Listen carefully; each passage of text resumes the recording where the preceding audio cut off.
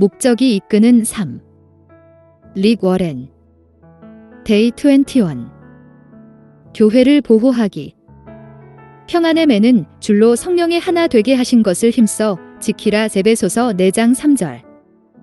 무엇보다 사랑이 너희의 삶을 인도하게 하라.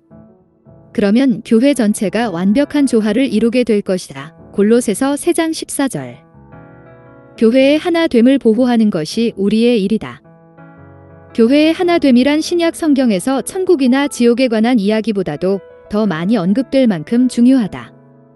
하나님은 우리가 서로 하나됨과 조화를 경험하기 원하신다. 하나됨은 교제의 영혼이다. 하나됨이 파괴되는 것은 그리스도의 몸에서 심장이 찢겨나가는 것과 같다.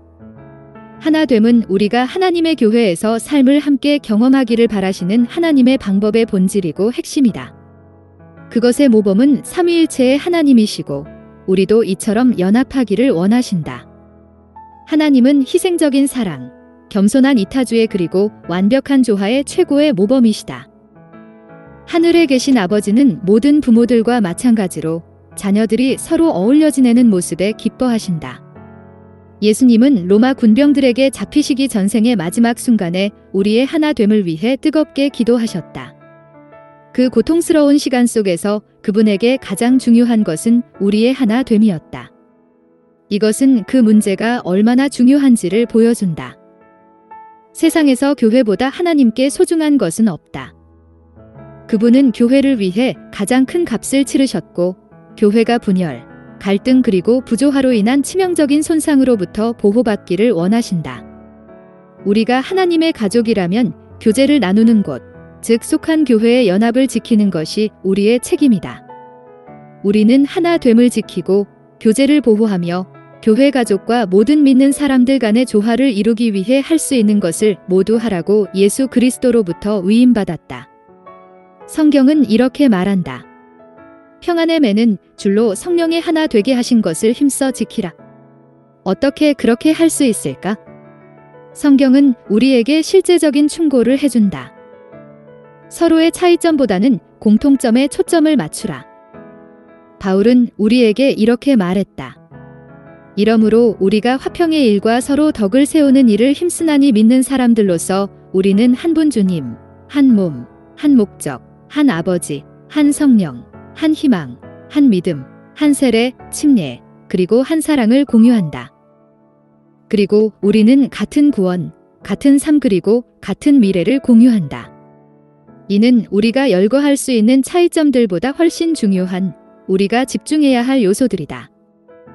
우리를 각기 다른 인격, 배경, 인종 그리고 취향을 갖도록 하신 분이 하나님임을 우리는 기억해야 한다.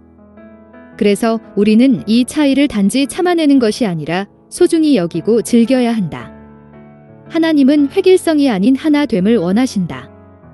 그러나 하나됨을 위해서 사소한 차이점들이 우리를 갈라놓게 두어서는 안 된다. 대신 우리는 가장 중요한 것에 초점을 맞추어야 한다. 바로 그리스도가 우리를 사랑하신 것처럼 서로를 사랑하는 법을 배우고 우리 각자와 교회에 주신 하나님의 5가지 목적을 이루는 것이다. 갈등은 주로 우리의 초점이 덜 중요한 문제들, 성경이 말하는 논쟁의 여지가 있는 문제들로 옮겨진 것을 의미한다. 우리가 인격, 선호하는 것, 해석, 스타일, 혹은 방법 등에 초점을 맞출 때 분열은 항상 일어난다. 그러나 만약 우리가 서로를 사랑하고 하나님의 목적을 이루어드리는 것에 집중한다면 조화를 이룰 수밖에 없다. 바울은 이것을 간절히 원했다. 형제들아, 내가 우리 주 예수 그리스도의 이름으로 너희를 권하노니 다 같은 말을 하고 너희 가운데 분쟁이 없이 같은 마음과 같은 뜻으로 온전히 합하라. 고린도전서 1장 10절. 현실적인 기대를 하라.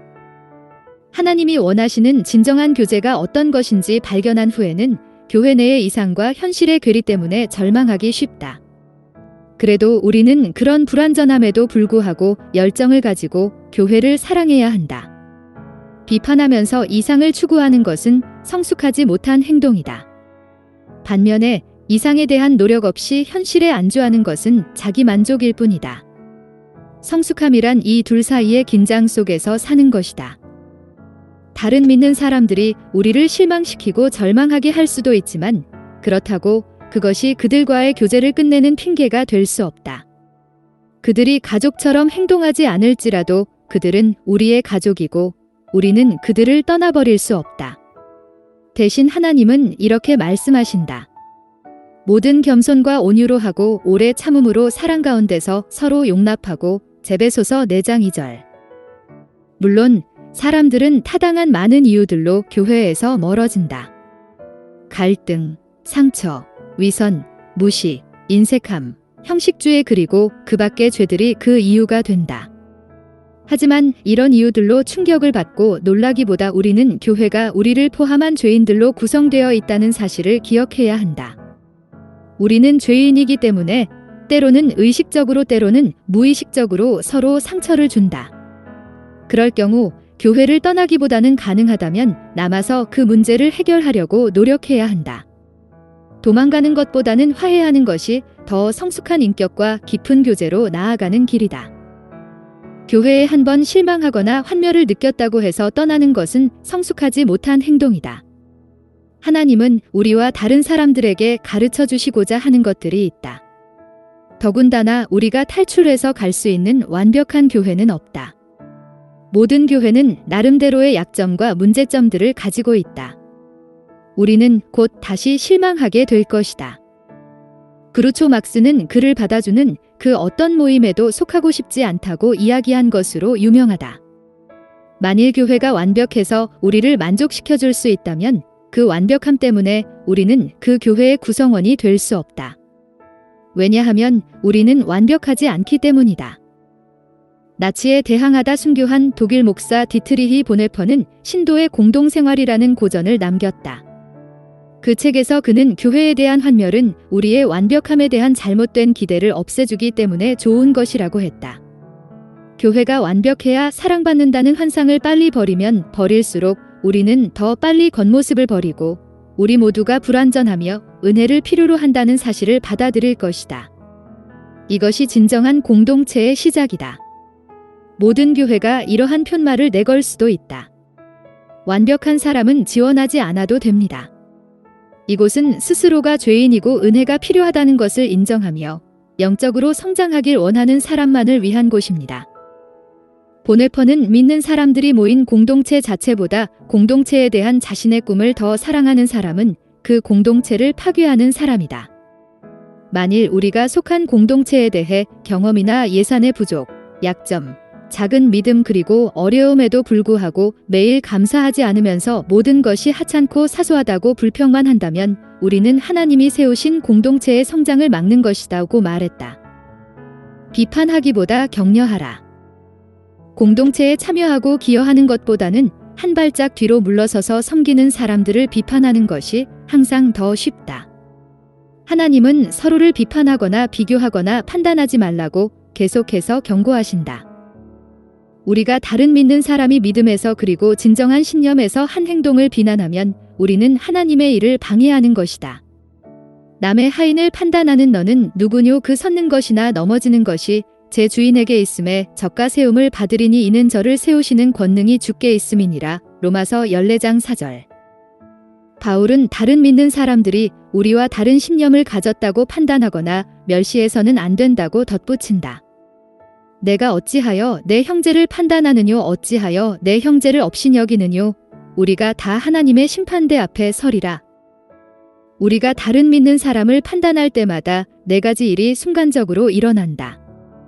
우리는 하나님과의 교제를 잃게 되고 우리의 교만과 불안을 드러내게 되며 하나님의 심판을 받게 되고 교회의 교제를 해치게 된다.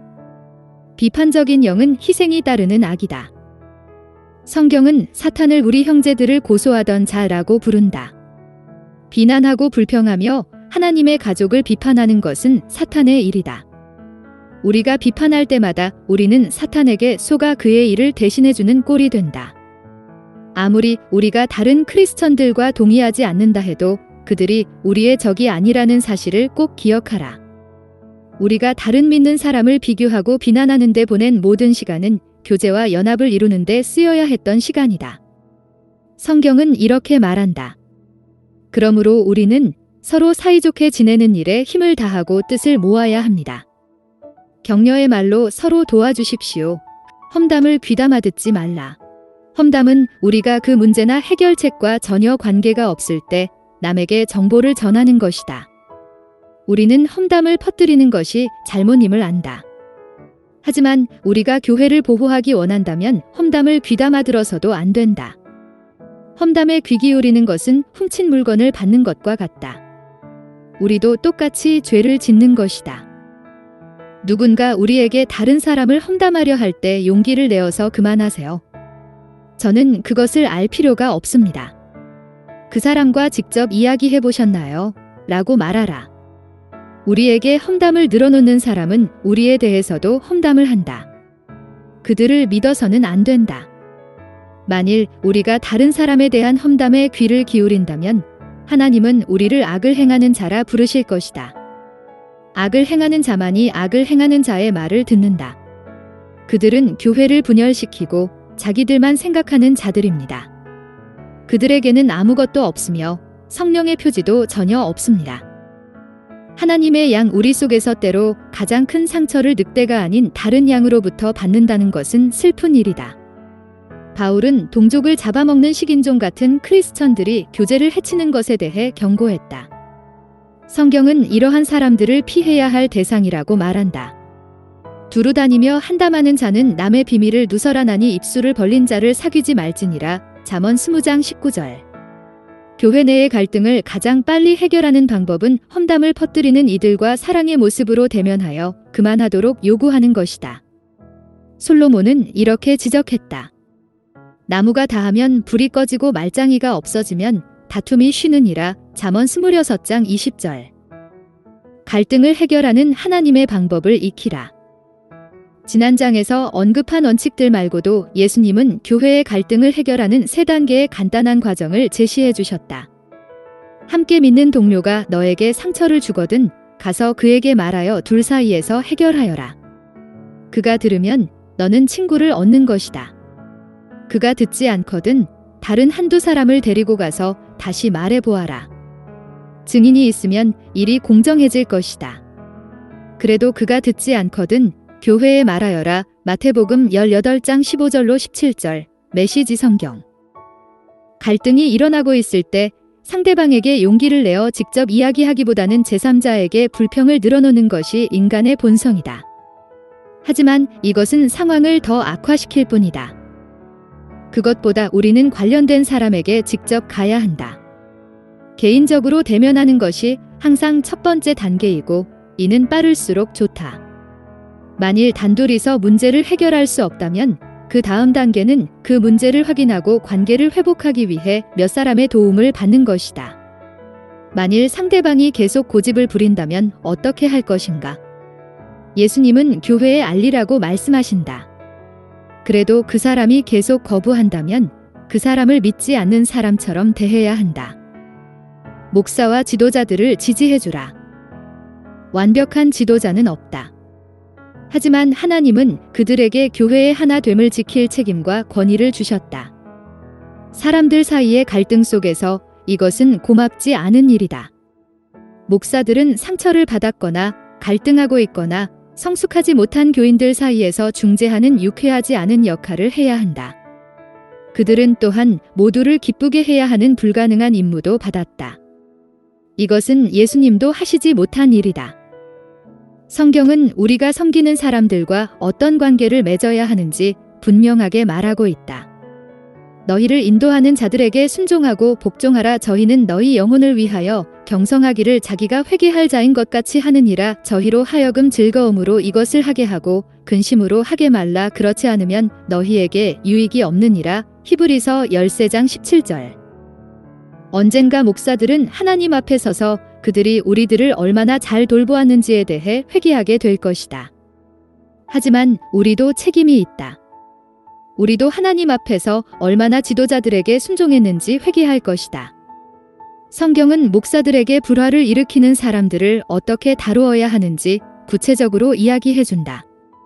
그들과의 논쟁을 피하고 그들의 변화를 위해 기도하면서 조용히 타이르고 논쟁하기 좋아하는 사람들에게 경고하며 조화와 연합을 구하고 지도자들을 존경하지 않는 사람들을 훈계하며 두 번의 경고를 무시할 때에는 그들과의 관계를 끊어야 한다.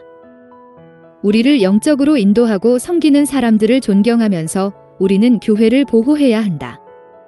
목사들과 장로들은 우리의 격려, 기도, 감사 그리고 사랑을 필요로 한다. 우리는 다음과 같은 명령을 받았다. 형제 여러분, 여러분 가운데 수고하고 주님의 말씀을 가르치며 지도하는 분들을 존경하십시오. 나는 당신에게 교회의 하나됨을 보호하고 증진시키는 책임을 받아들일 것을 요구한다. 그것에 전력을 다하라. 그러면 하나님이 기뻐하실 것이다. 그렇게 하는 것이 항상 쉽지는 않다. 때로 당신은 당신 자신이 아닌 교회를 위해 가장 좋은 선택을 해야 할 것이고 다른 이들에게 호의를 베풀어야 할 것이다. 이것이 하나님이 당신을 교회라는 가족 공동체로 묶으신 이유이고 이기심을 버리는 방법을 배우는 것이다. 공동체에서는 나보다는 우리, 내 것보다는 우리 거이라고 말하도록 배운다. 하나님은 이렇게 말씀하신다. 자신의 이익만을 생각하지 말아라. 다른 믿는 자들과 그들을 위한 최선이 무엇인지 생각하라. 고린도전서 10장 24절 NLT. 하나님은 하나된 교회에 복을 주신다. 새들백 교회에서는 모든 멤버들이 교회의 하나됨을 보호하겠다는 약속이 포함된 서약서에 서명을 했다. 그 결과 지금까지 한 번도 교회를 분열시키는 갈등이 생긴 적이 없다. 또한 중요한 것은 이렇게 사랑하고 하나 된 교제 덕분에 많은 사람들이 이 교제 안으로 들어오기를 원한다는 것이다.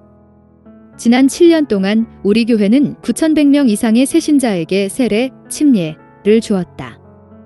하나님이 당신을 찾아온 많은 초신자들을 가장 따뜻한 인큐베이터와 같은 교회로 보내주신다. 우리는 우리가 속한 교회를 조금 더 따뜻하고 사랑이 넘치는 곳으로 만들기 위해 개인적으로 무엇을 하고 있는가? 우리가 속한 지역사회에는 사랑을 갈망하며 속할 곳을 찾고 있는 사람들이 많다. 진실은 모든 사람이 사랑받아야 하고 사랑받기를 원한다는 것이다. 만약 모든 교인들이 진정으로 서로를 사랑하고 아끼는 교회를 사람들이 찾는다면 우리는 밀려오는 그들을 더 이상 수용할 수 없어 교회 문을 잠궈야 할지도 모른다. 데이 21의 삶의 목적에 대하여 생각할 점, 교회의 하나됨을 보호하는 것은 나의 책임이다. 외울 말씀, 이러므로 우리가 화평의 일과 서로 덕을 세우는 일을 힘쓰나니 로마서 14장 19절. 삶으로 떠나는 질문, 내가 속한 교회의 하나됨을 보호하기 위해서 나는 지금 무엇을 하고 있는가?